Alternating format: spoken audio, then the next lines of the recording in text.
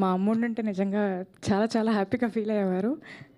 కానీ మా అమ్మ రూపంలో విశాల గారు గానీ, ప్రమోదిని గారు గానీ అప్పుడప్పుడు వచ్చి నాకు మంచి మాటలు చెప్తూ ఉంటారు.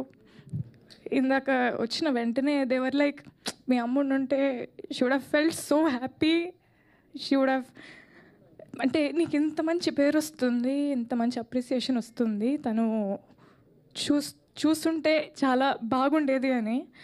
చూస్తుంటే అని మీరు అనుకుంటున్నారేమో, కానీ తను చూస్తోంది, తన వల్లే నాకు ఈ పేరు వస్తుందనేది నా ఫీలింగ్.